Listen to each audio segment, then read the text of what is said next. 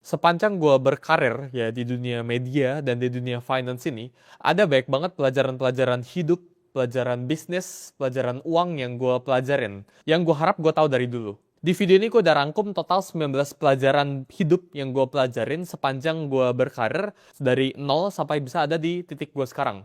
19 pelajaran hidup yang gue pelajarin di umur ke-19. Yang pertama, yaitu umur muda itu adalah senjata sosial yang baik banget orang itu nggak punya, tapi justru kalian yang muda, itu kalian harus manfaatin. Ketika umur kita itu masih muda, ya anggap lu itu masih di bawah umur 25, orang-orang di luar sana yang umur 30 atau 40 yang punya bisnis, ya yang punya pekerjaan, yang sudah berkarir, itu cenderung memandang rendah orang-orang yang masih umurnya itu muda. Jadi ini merupakan sebuah advantage, ini merupakan sebuah keunggulan yang kalian itu sebenarnya bisa manfaatkan. Ini merupakan kita ngomong bahasa kasarnya asimetris yang lu itu harus eksploitasikan. Karena ketika umur lu itu masih muda, orang itu punya ekspektasi yang rendah sama lu. Sedangkan ya ketika umur lu itu udah 30, umur lu udah 40, orang itu udah mulai punya ekspektasi sama lu. Tapi ketika orang itu lu itu masih kecil, ya umur lu itu masih di bawah 25, kita ngomong orang itu meremehkan. Orang itu nggak punya ekspektasi apa-apa. Dan window ini akan segera tertutup ketika lu udah di atas umur 25. Jadi menurut gue, selagi lu umur 25 ke bawah, ya, lu harus belajar buat manfaatin situasi lu. Manfaatin bahwa lu itu masih muda, ya, dan orang lain ini bisa toleransikan ketika lu ini melakukan kesalahan. Ketika lu salah di umur yang cenderung tanda kutip tua, gitu ya, di atas 25 tahun, maka orang ini udah nggak bisa toleransiin kesalahan lu. Tapi ketika orang ini masih umur 25, orang ini masih bisa cincai, masih bisa cuek gitu. Jadi jangan appear too strong, jangan pengen terlihat kuat, jangan pengen show off, jangan pengen pamerin diri kalian, tapi justru manfaatin umur kalian yang masih muda ya ke orang-orang yang ada di luar sana. Ekspektasi rendah itu bakalan masukin lu ke ruangan-ruangan yang lu susah masuk. Tapi sedangkan, ya kita ngomong anak umur 19 anggap punya skill trading 10 contoh ya, 10% skillnya gitu.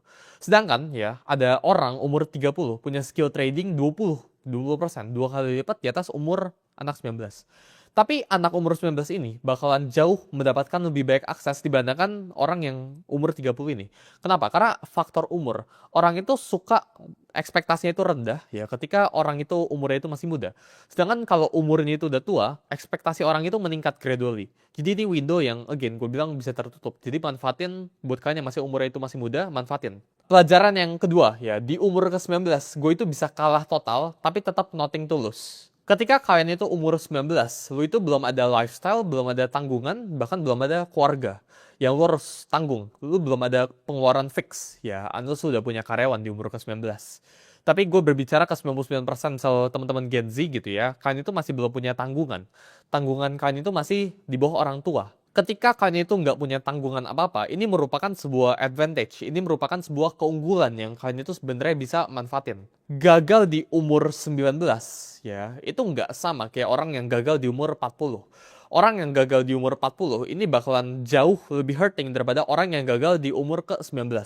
Karena orang yang umur 40 ini bakal punya tanggungan misal KPR rumah, ya tanggungan keluarga, harus biayain orang tua. Sedangkan yang umur 19 ini, yang masih kuliah, yang masih SMA, ya bahkan baru lulus kuliah, ini masih biaya tanggungannya, itu bisa ditanggung sama orang tua. Atau seandainya lu cari duit sendiri, ya, lu itu belum punya tanggungan fix, ya kayak lu belum sewa motor, ya lu belum punya tanggungan cicilan motor, cicilan rumah, cicilan mobil. Jadi ketika lu itu bisa gagal di umur, kayak misal gua, di umur ke-19 atau di umur yang relatif muda, menurut gue umur yang relatif muda itu di bawah 25, maka lu itu start di titik yang sama. Bahkan lu itu nggak start di titik sama sebenarnya. Ya lu itu start di titik yang lebih maju dikit karena lu bisa nabung pengalaman. Jadi gunakan jatah gagal lu sebaik-baiknya sebelum lu umur 25. Karena setelah lu umur 25, ya lu itu udah punya tanggungan.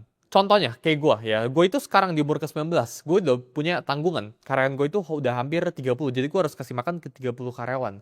Jadi gue nggak boleh gagal sekarang. Ya, ketika bisnis gue, ya gue harus mempertahankan reputasi gue. Ya, gue sekarang gagal, setiap kali gue gagal, itu disaksikan sama ribuan orang, ya ratusan ribu orang, bahkan jutaan orang di publik, di media.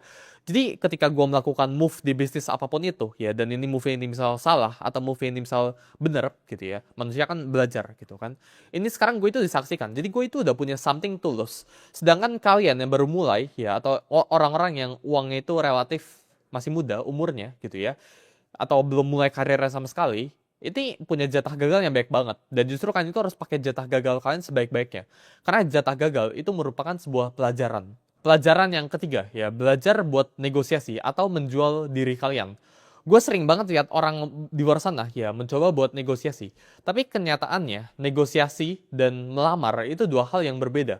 Kalau lu nggak punya sesuatu buat lu offer, atau kalau lu posisi itu jauh di bawah orang yang lu pengen negosiasiin itu, maka lu itu bukan sedang bernegosiasi, lu itu sedang melamar, lu itu sedang meminta. Aturan gua, ya, kalau lu nggak bisa walk away, lu itu nggak lagi negosiasi, lu itu lagi melamar. Maksudnya kayak gimana? Misal lu itu lagi pengen melamar kerja sama gua, yang sekarang lagi nonton gitu. Tapi, ya, lu itu nggak bisa walk away dari gua, ya, lu itu terpaksa. Pilihan lu satu-satunya itu cuma ke gua, ya, pekerjaannya. Kalau lu nggak sama gua, lu nggak bisa kerja lagi sama tempat lain. Itu lu bukan sedang bernegosiasi. Ya, lu itu nggak ada negotiation power, kita ngomong. Ya, lu itu nggak ada higher ground. Lu itu sedang melamar ke suatu pekerjaan. Misal gue punya bisnis, ya, gue pengen deal sama bisnis A, gitu. Tapi gue itu nggak bisa walk away dari bisnis A ini. Ya, gue terpaksa harus bisnis sama A ini. Itu gue nggak bisa negosiasi lagi sama dia, gitu ya. Gue itu sedang melamar sama bisnis A itu, gitu ya. Jadi, ini berlaku ke semuanya, gitu ya. Lu harus tahu, ya, lu itu bisa walk away dari suatu deal ini atau enggak. Karena ketika lu itu udah nggak bisa walk away, lu itu harus tahu kalau lu bukan sedang bernegosiasi, lu sedang melamar. Dan ketika lu nggak bisa walk away, posisi lu itu jauh di bawah orang yang lu sedang ngomong. Jadi need, ya, itu menciptakan yang namanya itu desperation. Dan desperation atau orang yang terpaksa, ya, orang yang kepepet, itu selalu bisa dicium, selalu bisa kelihatan. Solusinya itu gimana? Ya, kalian itu sebelum masuk sebuah ruangan, lu itu tanya, apakah gue itu bisa walk away dari deal ini atau enggak? Ini berlaku ke semua, ya, kehidupan kalian, bisnis kalian, karir kalian, semuanya, gitu ya. Ketika lu nyadar, orang yang lu lagi ngomong, ini satu-satunya opsi lu nggak bisa walk away dari dia. Karena ketika lu walk away dari dia, lu nggak punya opsi apa-apa lagi, maka itu lu bukan negosiasi, ya. Lu langsung di bawah dia levelnya. Punya banyak alternatif, ya, itu bukan arogan. Punya banyak alternatif itu perlindungan buat diri kalian sendiri. Pelajaran yang keempat, ya, never ask first, ya. Ini ada satu quote yang lumayan menarik, ya. Ini mungkin terdengar itu arogan, tapi menurut gue ini lumayan nyata ke kehidupan gue, ya. Yaitu I don't chase, I attract. Ini menurut gue sesuatu yang kalian itu harus lakukan juga, ya. Di hidup gue sekarang, ya, gue itu hampir tidak pernah samperin orang, ya, kecuali gue bener-bener butuh sama orang itu. Contoh kita ngomong, ya, beberapa orang, ya, yang punya duitnya di sebelahnya T, ya, gue bukan bilang mereka itu di bawah gue dan sebagainya, tapi banyak kan, ya, 99% of the time, ya, itu mereka yang reach out ke gue dulu, ya, buat either ngajakin podcast atau ngajakin makan, gitu ya. Sangat jarang untuk gue itu datengin ke mereka, ya, gue bisa gak networking sama lo, gitu ya, atau enggak pekerjaan. Ya, simple. Ya, itu dari sisi networking tadi, dari sisi pekerjaan. Pekerjaan itu gue nggak pernah tanya ke orang, ada pekerjaan atau enggak. Ya, yang gue lakukan itu, pekerjaan itu yang datang ke gue. Dan ini kondisi yang kan itu harus bikin dalam hidup kalian. Jadi, fungsinya kondisi ini itu apa? Karena ketika orang yang datang ke lu dulu, ya, itu need, itu kebutuhan. Dan kebutuhan itu menciptakan yang namanya itu desperation. Ketika orang ini udah datang ke lu itu punya higher ground, lu itu punya posisi tawar yang lebih tinggi dibandingkan dengan orang itu. Lu nggak jamin buat menang, ya. Tapi dengan orang itu datang ke lu duluan, lu udah dapat 1 poin ekstra. Orang itu masih 0. Gue hampir jarang sekali reach out ke orang buat minta sesuatu. Ya, gue selalu menawarkan atau enggak orang lain yang biasa datang ke gue. Dan menurut gue itu sesuatu yang kalian harus terapin dalam hidup kalian, ya. Jadi belajar buat sabar, ya. Karena orang yang punya value, emas itu juga pasti dicari, ya. Emas itu nggak minta dicari, tapi akan dicari. Berlian itu nggak minta dicari, tapi orang itu mau cari berlian, gitu. Sama kayak hidup kalian, sama kayak kalian. Jangan sampai kalian itu berlian yang nyari-nyari orang buat ditambang gue. Masa nggak pernah kan di luar sana berlian atau emas gitu kan, ayo tambang gua gitu, itu nggak pernah terjadi gitu. Yang terjadi itu apa, ya, emas itu cuma diem, tapi orang itu yang nyamperin. Nah, dalam hidup kalian itu harus seperti itu. Kalian harus belajar punya value gitu ya, dimana orang itu bakal samperin ke kalian, bukan kalian yang samperin ke orang terus. Yang kelima, ya, dunia itu sempit, ya. Jadi belajar buat jaga reputasi lu kayak ini cuma satu-satunya yang lu punya. Ini mungkin kan udah sering banget dengar ya dari semua orang kalau jaga reputasi kalian dan sebagainya. Tapi faktanya ya semua orang itu nggak terapin ini. Ya maksud gue dari jaga reputasi ini apa? Ya jangan buat musuh ya. 1.000 teman itu terlalu sedikit, satu musuh itu terlalu banyak. Belajar buat netralin, belajar buat bikin musuh yang dari musuh itu jadi nggak benci sama lu gitu ya. Ini gue terapin juga ke keseluruhan relationship gue. Gue selalu berusaha untuk nggak create polarization ya. Gue nggak pengen ada orang yang benar-benar suka banget sama gue, tapi satu sisi ada orang yang benci banget sama gue. Karena ketika kondisi ini terjadi, ketika gue jatuh, ya ketika gue lagi turun gitu ya, orang itu mendoakan downfall gue, orang itu mendoakan ya kejatuhan gue, dan itu nggak bagus. Ketika gue lagi di atas, ya orang-orang yang benci-benci sama gue, ini pasti pikirin cara buat jatuhin gue. Jadi jangan pernah create enemy, karena dunia ini sangat-sangat sempit. Ya, reputasi ini sesuatu yang lu itu harus jaga. Kalau perlu lu jaga pakai seluruh uang lu, tuker seluruh uang lu untuk menjaga reputasi yang lu punya sekarang. Ketika reputasi ini lu itu bagus ya, orang itu pengen bisnis sama lu, pengen kerja sama lu, gitu kan.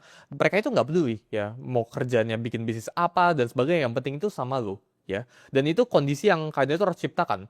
Sekarang kalau gue over ke teman-teman gue misal gitu ya, lu pengen nggak bisnis sama gue tentang A gitu ya, mereka itu nggak lihat bisnisnya, mereka lihat guanya langsung. Jadi apapun bisnis yang gue offer ke mereka, ya mereka itu siap, mereka itu terima, karena mereka itu percaya. Jadi ada elemen percaya terhadap diri gue, karena gue itu sangat-sangat menjaga reputasi gue. Apakah gue pernah salah? Jawabannya itu pernah. Tapi kesalahan ini tidak sampai mencoreng reputasi gue. Sekali itu udah mau kecoreng dikit, gue langsung undo, ya gue langsung tarik. Pelajaran yang keenam, ya. Aset yang paling berharga itu bukan uang, bukan properti, bukan sesuatu yang didapatkan. Tapi aset paling berharga itu diri kalian sendiri. Aset yang paling berharga itu sering nggak punya angka di laporan keuangan. Contoh, kayak gue pribadi sekarang ya. Mungkin kalian bisa lihat di luar sana, gue punya uang puluhan miliar, ya cenderung bisa net worth gue ada ratusan gitu ya. Gue punya mobil, gue punya jam tangan, gue punya aset, gue punya banyak banget gitu ya. Bitcoin dan sebagainya. Itu kan bentuk dari aset. Tapi menurut gue, aset ini itu adalah aset yang paling murah yang lu bisa punya. Ketika kita ngomong gue punya audience gitu ya, gue punya network yang kuat, gue punya skill, gue punya kepala gitu ya, gue punya tim bahkan ya. Ini aset yang lebih mahal. Jadi urutannya itu aset ya, jadi kayak uang gitu ya, saham, kripto, terus ya mobil, jam tangan, semuanya bentuk itu gitu ya. Itu aset yang paling rendah gitu ya. Yang kedua itu kepercayaan, loyalty, audience gitu ya. Itu juga bisa jadi aset gitu ya. Human labor ini yang paling atas ya, level paling tinggi gitu. Karena ketika lu punya resource allocation, human labor ya, lu punya orang-orang terdekat lu yang bisa ngelakuin apapun itu. Orang-orang lu yang A+ kita ngomong, orang-orang yang hebat, maka ini aset terbaik lu. Jadi aset itu nggak melulu tentang uang. Itu yang gue pelajarin di umur ke-19. Aset itu bisa bentuk itu lain. Bisa bentuk dalam orang, bisa bentuk dalam ilmu. Ilmu kepala lu itu aset gitu ya. Karena gini, kalau uang lu itu aset lu, kalau gue sekarang riset semua uang lu, apa kalau bisa dapetin balik uangnya gitu ya. Kalau tanya gue, jawabannya gue bisa gitu ya. Karena gue punya apa yang gue butuhkan dalam kepala gue punya ilmunya, gue punya networknya, gue punya skillnya. Jadi gue pribadi ya nggak pernah ngelihat diri gue itu seberapa kaya dari seberapa banyak uang yang gue punya ya. Karena menurut gue uang itu merupakan lagging indicator. Berapapun uang yang gue hasilkan detik ini, sekarang gitu ya, hari ini atau bulan ini gitu ya, itu tidak gara-gara gue bekerja hari ini. Itu gara-gara 3 tahun yang lalu ada Suli yang lagi kerja di kamarnya. Terus dia bekerja untuk membuild atau belajar skill baru yang gue sekarang itu bisa pakai. Gue sekarang bisa public speaking, gue sekarang bisa trading gitu ya. Itu bukan gara-gara hari ini gue bekerja, tapi gara-gara 1, 2 tahun, 3 tahun lalu gitu ya. Itu gue pelajarin sesuatu. Jadi uang itu adalah lagging indicator. Aset yang kalian punya itu skill. Ya, itu diri kalian, bukan uang. Pelajaran yang ketujuh, wait and see atau diam, itu juga sebuah move. Ya, orang zaman sekarang itu pengen itu gerak terus. Ya, jadi mereka punya bisnis, mereka punya karir. Biasanya yang bekerja itu mereka itu pengennya, oh gue pengen gerak, hari ini harus ngapain, harus ngapain, harus ngapain gitu. Misal gue sekarang, gue diserang gitu ya. Misal ada audience, gue ada hater gitu ya, yang talk bad, yang ngomong negatif tentang gue gitu. Gue nggak ngapa-ngapain, gue tinggal diam aja. Karena diam itu posisi yang leverage. Ya, ketika mereka itu menghabiskan energi mereka, ya ngoceh gitu terus ke gue itu nggak habisin energi apa-apa buat nyerang mereka balik atau buat mikirin mereka. Bahkan itu nggak pernah terlintas dalam pikiran mereka. Haters gue itu atau orang-orang yang mencemooh gue, ya meskipun sedikit sekarang gitu ya, itu nggak pernah terlintas dalam pikiran gue. Ya, orang suka nyerang, oh Suli orangnya kayak gini, Suli salah analisis dan sebagainya. Ya mau itu benar atau salah, diam itu merupakan sebuah posisi, diam itu merupakan leverage. Gue nggak perlu balas mereka, mereka itu akan menghilang dengan sendirinya. Karena gue lihat ini patternnya ada di mana-mana ya. Orang yang lebih sukses dari kita, orang yang lebih kaya dari kita, itu tidak pernah talk bad tentang kita. Karena kalau mereka itu talk bad tentang kita, mereka itu artinya bukan di atas kita. Belajar buat bedain kapan waktunya buat kalian bicara, kapan buat waktunya kalian diem ya. Jadi ketika waktunya itu lu lagi diserang dan sebagainya, misal gue gitu ya, itu majority gue diem, gue nggak pernah ngapa-ngapain. Ya, berbicara ini ketika apa? Ketika lu ada waktunya, ketika lu mendapatkan data dan faktanya, ya. Jangan pernah sembarangan bicara, ya, ke depan media atau ke depan teman-teman lu, ya. Again, baik lagi ke yang 6 tadi, ya.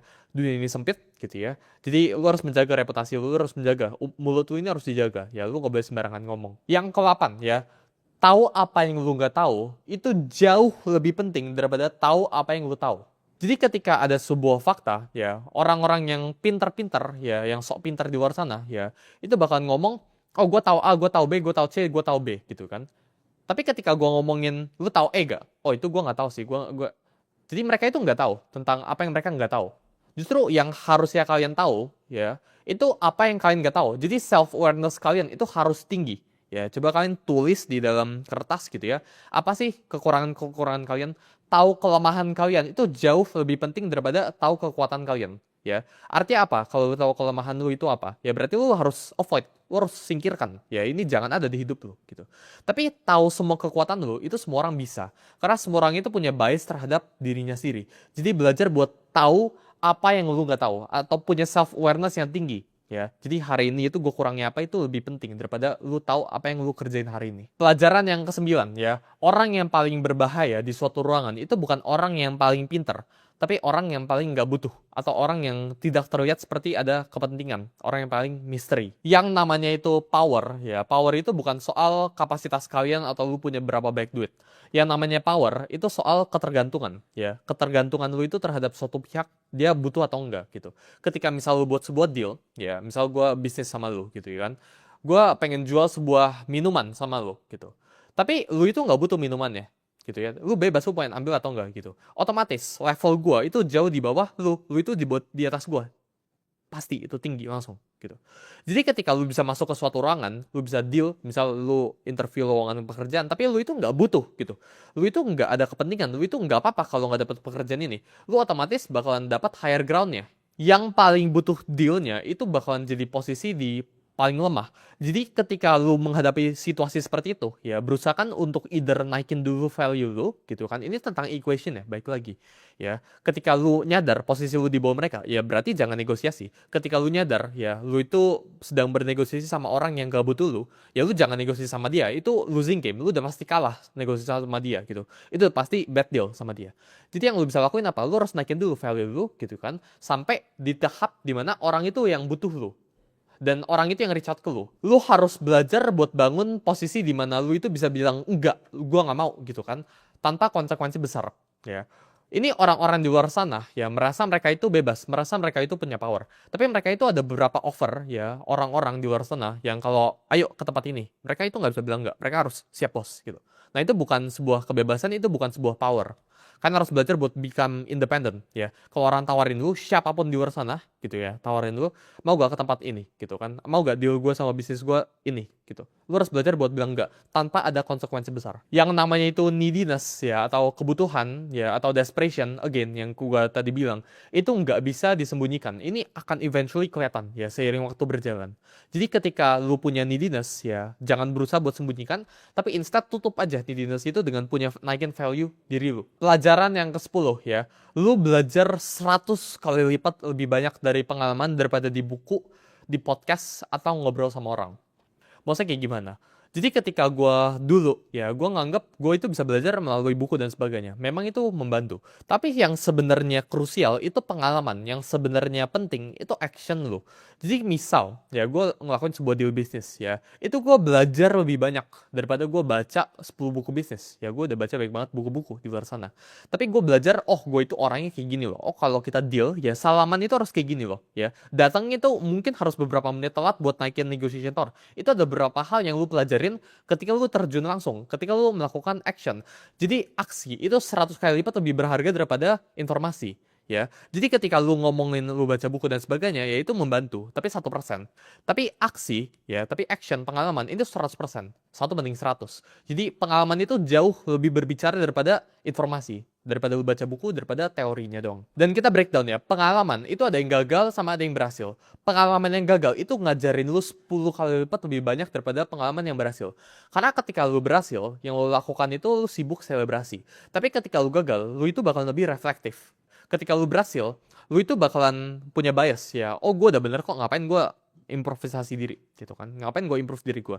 Tapi ketika lu lagi gagal ya lu bakalan belajar lebih banyak. Jadi pengalaman itu 100 kali lipat lebih baik daripada informasi ya, 1 banding 100. Tapi pengalaman yang gagal itu 10 kali lipat lebih bagus daripada pengalaman yang benar. Yang ke-11 ya, ini merupakan salah satu pelajaran yang gue pribadi pelajarin ya. Ini salah satu yang penting mungkin dari 1 sampai 19 ini ya, one of the most crucial ya. Yaitu dunia ini itu nggak kasih lo reward berdasarkan lo itu benar atau salah. Terkadang ya kita lihat di luar sana ya, orang itu kan suka nilai, oh benar itu sama dengan mendapatkan uang atau mendapatkan reward. Salah, ini lu mendapatkan konsekuensi atau hukuman. Ya itu teorinya kayak gitu. Tapi faktanya itu enggak. Terkadang ya lu itu bisa banget bener 100%, tapi lu nggak dapat uang atau lu juga bisa rugi, lu bisa keluar uang. Ada juga posisi di mana lu itu salah banget ya, move lu di bisnis atau di pekerjaan lu udah salah gitu ya, lu udah aneh, ngaco, move-nya nggak jelas gitu ya. Tapi justru lu bisa mendapatkan uang. Jadi bener itu bukan berarti reward ya, salah itu bukan berarti hukuman. Yang gue pengen kalian di sini pelajarin ya, ini ketika lu itu melakukan kebenaran ya, bener lu itu belum tentu di reward sesuai dengan apa yang lu lakukan. Reward itu didistribusikan bukan berdasarkan moral ya, tapi berdasarkan lu itu ngelakuin apa. Jadi menurut gua ya, berhenti buat nunggu validasi dari dunia ini ya, dunia ini bilang bener, salah dan sebagainya, itu nggak ada korelasinya sama lu mendapatkan uang, lu jadi sukses, lu berhasil atau enggak. Pelajaran yang ke-12 ya, never appear too strong ya, karena emosi terkuat ya, itu bentuknya itu envy, keirian. Iri itu bentuk yang bisa menggerakkan semua orang. Kekuatan yang terlalu kuat itu mengundang yang namanya itu ancaman, bukan respect. Orang itu jadi iri melihat lu. Ini gue belajar ya, dulu bokap gue ya, itu minta gue nonton sebuah series namanya Samkok, Chinese drama lah gitu. Ini dulu real gitu.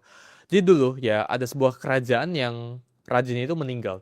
Terus saya ada sebuah kerajaan lain yang nyerang kerajaannya. Itu udah siap-siap, udah kudanya semuanya, pasukannya udah maju gitu. Penasehat hukum ya, penasehat perangnya ya, itu bilang ya, kita buka aja semuanya gitu kan. Kita never appear too strong ya, kita buka aja pintunya gitu ya, buka lebar-lebar gitu ya, biarin mereka serang. Kita buat seakan-akan kita itu bebas gitu ya, lu mau serang kita, kita nggak siapin defense sama sekali gitu kan. Kita don't appear too strong, kita appear weak gitu. Tapi justru ya, ini merupakan reverse psychology, dimana orang-orang ya di luar sana ya, raja-raja kerajaan ini yang pengen nyerang itu justru batal nyerang, gak jadi nyerang. Kenapa? Karena kerajaan ini justru takut ya, ini apa, ini jebakan, ini pintunya dibuka gitu kan, ini nggak ada archery dan sebagainya. Padahal kenyataannya ini nggak ada jebakan sama sekali, ini cuma mereka buka aja. Tapi mereka itu menggunakan strategi ini, appear weak ya, never appear too strong. Yang paling powerful itu adalah ketika lu bisa terlihat biasa-biasa saja, tapi di belakang lu itu powerful semua. Itu yang lu sebenarnya harus lu achieve, bukan lu terlihat kuat banget dari depan gitu ya. Karena kalau lu terlihat terlalu kuat dari depan, orang itu bakal cari cara buat serang lu gitu kan. Karena orang itu iri gitu kan. Sama kayak misal gaji. Gaji itu kenapa lu jangan umbar-umbar? Ini gue udah sering banget dibilang beberapa di YouTube channel gue. Karena ketika misal gaji lu 100 juta, orang yang denger lu gajinya di bawah 100 juta, orang itu bakal iri sama lu dan bakal cari cara buat tarik lu ke bawah. Itu crab mentality namanya. Tapi ketika gaji orang itu di atas lu, orang itu bakalan ngeremehin lu. Jadi sharing gaji lu, sharing power lu, itu nggak perlu ya. Never appear too strong. Yang ketiga, ya ini tentang saham di perusahaan, yaitu punya valuasi versus punya cash, itu dua hal yang berbeda. Orang di luar sana sering valuasiin perusahaan mereka. Oh, perusahaan gue itu punya beberapa perusahaan di dalamnya gitu kan. Ini kalau lo hitung ya, valuasi gue ya 100M, berarti kekayaan gue 100M. Tapi kekayaan 100M versus lo punya liquid cash 100M, ini jauh beda banget levelnya. Orang yang punya 50 miliar cash hari ini juga versus orang yang punya 100 miliar valuasi, menurut gue itu lebih kaya orang yang punya 50 miliar cash. Karena belum tentu lu bisa jual perusahaan lu yang punya valuasi sekian puluh miliar atau ratusan miliar atau triliunan. Karena valuasi itu sangat bergantung sama yang namanya itu foundernya. Valuasi itu basically foundernya. Ya mungkin itu bisa bilang valuasi diri lu, bukan valuasi perusahaan lu. Jadi valuasi on paper nggak boleh lu lihat sebagai kekayaan lu. Ya on paper ini ya on paper. Bahkan lu harus diskon 50% jauh gitu. Sedangkan cash ini lebih kuat. Ya cash itu the strongest form of wealth. Pelajaran yang ke-14 ya, berani itu lebih penting daripada lu jadi siap atau lu pintar. Gue lihat baik banget orang-orang yang pintar, orang-orang yang udah siap di luar sana, orang-orang yang kompeten, tapi mereka itu nggak berani di luar sana. Jadi mereka itu nggak bakal gerak dari tempat mereka. Padahal otak mereka itu lebih pintar dari gue. Gue punya baik banget teman-teman gue yang di luar sana, yang isi kepala mereka itu lebih pintar dari gue. Tapi mereka itu nggak berani kayak gue. Siap atau pintar itu adalah ilusi yang dibuat sama orang malas yang nggak mau mulai. Orang yang bisa menang dalam dunia ini itu adalah orang yang bisa hidup dalam ketidakpastian. Semakin banyak uncertainty, semakin banyak ketidakpastian yang lu bisa toleransi, semakin berani lu, ya, maka semakin sukses diri lu. Kita ngomong kayak, lihat sekarang ya kejadiannya, Elon Musk. Elon Musk itu uncertainty itu tinggi banget. Elon Musk kan dibilang punya kekayaan $1 triliun, ya, the world's first trillionaire, katanya kayak gitu. Tapi kalau kalian fact check ya, 1T, ya, $1 triliun US dollars gitu ya, itu nggak bisa dicairin. Dan uncertainty Elon Musk ini besar sekali. Elon Musk ini nggak bisa dan nggak akan dibayar unless dia itu taruh 1 juta orang di Mars gitu. Jadi uncertainty yang dia makan itu besar sekali, maka reward yang dia akan dapat itu semakin besar. Pelajaran hidup yang ke-15 yang gue alamin dalam hidup gue, ya. Semua orang di dunia ini itu digerakin sama yang namanya itu kepentingan. Bahkan orang yang lu paling percaya pun. Orang yang paling pure dalam hidup lo itu cuma keluarga lu. Setiap orang itu punya agendanya masing-masing, ya, percaya atau enggak, kelihatan atau enggak gitu ya. Setiap orang itu punya kepentingan ya masing-masing. Begitu lu mulai tanya, ya, setiap lu ngobrol sama orang ini kepentingannya apa buat hidup gua? Atau dia itu pengen apa sih dari gua? Dia itu kepentingannya itu apa sih buat bisnis dia, buat karir dia? Ketika lu udah dapet itu, maka lu bisa lihat situasi itu lebih clear. Misal lu lagi lowongan kerja gitu ya, lu interview gitu kan. Interview, kita lihat based on kepentingan, ya. Yang interview, ya, HRD-nya. HRD-nya ini kepentingannya itu apa? Ya, gak dipecat sama bosnya. Gimana cara biar HRD ini gak dipecat sama bosnya? Hire karyawan yang kompeten, hire karyawan yang bagus, yang gak ngasal. Jadi kepentingannya HRD, ya, itu punya atau rekrut karyawan terbaik. Sedangkan karyawannya yang lagi interviewnya, yang ngasih CV-nya dan sebagainya, kepentingan dia itu apa? Ya, itu mendapatkan misal gaji atau pekerjaan gitu ya. Itu misal mendapatkan perusahaannya gitu kan. Dia itu pengen bekerja di suatu perusahaannya. Jadi once lu bisa mapping, ya, lu bisa map dalam hidup lu. Orang setiap kali orang ngobrol sama lu, ini orang kepentingannya apa gitu kan. Ini orang kepentingannya jelek atau enggak gitu kan. Lu bisa nyadar, ya, siapa yang jahat, siapa yang baik. Dan lu bisa mulai filter. Ya, di hidup lu itu orang ini harus gue singkirkan, si dia itu harus gue deketin. Yang ke-16, jangan punya yang nama itu single point of failure. Dalam hidup kalian, ya, jangan sampai ada satu bottleneck, satu kejadian, atau satu hal yang bisa bikin kalian itu bangkrut langsung atau reset langsung dari nol. Misal, ya, gue nggak pernah, sangat-sangat tidak pernah sekarang merekomendasikan diri gue buat all in ke suatu aset. Jadi gue nggak pernah taruh duit gue di 100% keuangan, misal ke Bitcoin atau sebagainya, gitu ya. Gue nggak pernah all in. Kenapa? Karena ketika gue all in, ini merupakan single point of failure. Mau gue seyakin apapun, ya, mau conviction gue itu 99,9% gitu kan. Tapi kalau ini gagal gue reset, itu gue nggak pernah mau. Jadi terkadang ya semua emosi, ya, mau takut, seneng, sedih dan sebagainya, itu bukan emosi yang jelek gitu ya. Ini kalau nonton film namanya itu Inside Out gitu kan, Inside Out 1 sama 2, ini pelajaran yang bagus banget. Sedih itu bukan emosi yang jelek. Dan sama, ini yang gue pengen point out sini ya. Takut itu bukan emosi yang jelek. Ya, takut itu bagus, tapi takut itu harus ada wajarnya. Ketika takut lu ini terlalu berlebihan, lu over worry, ini juga bisa jelek buat hidup lu. Tapi ketika lu nggak punya ketakutan sama sekali, ini juga jelek juga buat hidup lu. Jadi lu harus punya tingkat ketakutan. Tingkat ketakutan gue takut banget riset dari nol. Ya, dan gue punya fear gue sendiri. Kalian itu juga harus punya fear kalian sendiri. Bukan berarti orang yang sukses, orangnya apapun itu, gitu kan, itu nggak boleh punya fear. Kalian itu harus punya fear kalian masing-masing. Kalian itu harus punya emotion yang balance, gitu. Karena ketika lu nggak punya ketakutan sama sekali, ya gue all in terus aja. Ini beresiko buat gue pribadi. Jadi emosi, semua emosi itu sifatnya itu baik.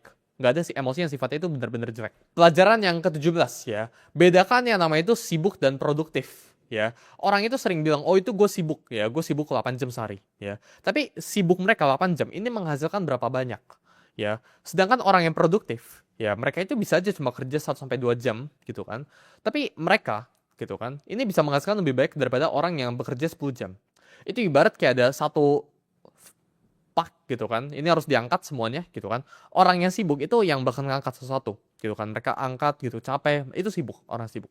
Tapi orang yang produktif itu mereka bakal cari traktor atau mereka bakal cari mobil buat diangkut semua terusnya di jalan gitu kan.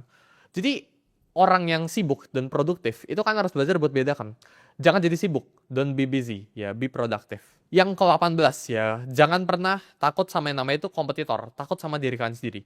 Gue sering banget berpendapat, ya. Misal gue punya kompetitor di luar sana gitu kan. Gimana kalau kompetitor gue ngelakuin A? Gimana kalau kompetitor gue itu disuntik dan sebagainya, diapain dan sebagainya. Kompetitor gue grow dan sebagainya. Kenyataannya ya, itu cuma ada dalam pikiran gue sendiri. Kalau hanya dengan kompetitor itu dapat uang, terus kompetitor itu bisa ngalahin lu, berarti yang salah itu bukan kompetitor ya. Yang salah itu diri lu. Dan itu terjadi juga dalam bisnis. Misal, gue punya bisnis toko kopi gitu kan. Gue punya kopi, sebelah juga punya kopi. Kalau sebelah dengan sebelah ini diinjek 1 miliar, tiba-tiba dia bisa grow di atas gue, ya. Terusnya gue nggak bisa outgrow dia. Masalah itu cuma di capital. Berarti itu kesalahan itu ada di gue, bukan ada di kompetitor gue. Jadi kalian itu harus belajar buat evaluasikan diri kalian sendiri, bukan evaluasikan kompetitor. Belajar buat lebih tahu diri kalian sendiri, lebih tahu apa yang kalian nggak tahu dibandingkan kompetitor kalian. Ya, analisis kompetitor itu perlu, tapi nggak penting, nggak sepenting kalian analisis diri kalian sendiri. Yang membunuh suatu bisnis atau suatu karir itu bukan kompetitor, ya, tapi diri kalian sendiri yang nggak di-upgrade, foundernya yang nggak di-upgrade. Benchmark yang paling jujur yaitu bukan berdasarkan market, tapi berdasarkan diri kalian yang tahun lalu sekarang. Jadi kalian bisa tanya ke diri kalian sendiri, ya, apakah gue lebih baik dari tahun sekarang sampai tahun lalu, ya. Kalau sekarang gue itu hasilin 100, tahun lalu gue hasilin berapa? Kalau tahun lalu gue hasilin 100 sama, berarti ini gue stuck nih, ya. Jangan lihat dari market. Misal market tahun lalu itu ngasilin 100, market sekarang, tahun sekarang gitu ya. Ini ngasilin 90 contohnya. Berarti kalau gue tahun lalu ngasilin 100, tahun ini ngasilin 100, secara hitungan market gue itu menang. Tapi kenyataannya itu enggak. Ya, lu itu nggak boleh compare diri lu itu berdasarkan market. Lu itu harus compare diri lu berdasarkan diri lu sendiri. Yang ke-19, compounding itu nggak melulu tentang uang, tapi melulu tentang skill dan network. Network kalian yang kalian punya sekarang itu adalah sesuatu yang kalian harus maintain. Ini bagaikan subscription. Lu harus sering ketemu mereka. Semakin lu sering subscribe sama mereka, semakin lu sering ketemu sama mereka, lu semakin dekat dan lu semakin terjaga networknya. Lu nggak bisa network itu cuma saling follow-followan IG, cuma ketemu setahun sekali. Itu sesuatu yang lu harus maintain. Network itu sesuatu yang lu harus maintain dan ini compound. Orang yang ketemu 1 tahun versus orang yang ketemu 10 tahun, ini bakalan lebih deket orang yang ketemu 10 tahun. Rewardnya itu bakalan jauh lebih besar. Lu bakalan punya akses lebih baik ke sebuah orang gitu ya. Kalau lu udah kenal dia selama 10 tahun dan lu udah sering deket sama dia. Jadi compounding itu nggak melulu tentang uang, dan belajar buat compound skill kalian, belajar buat compound network kalian, belajar buat compound uang kalian sejak dini, sejak kalian masih muda. Karena time advantage, kayak yang gue bilang dari advice yang pertama, ya, ketika lu masih muda, yang lu bisa unggulkan itu bukan uang lu. Ya, anak muda itu nggak punya uang, tapi anak muda itu punya waktu, yang dimana orang-orang yang di atas, yang umur 40-50 itu nggak punya, yaitu waktu.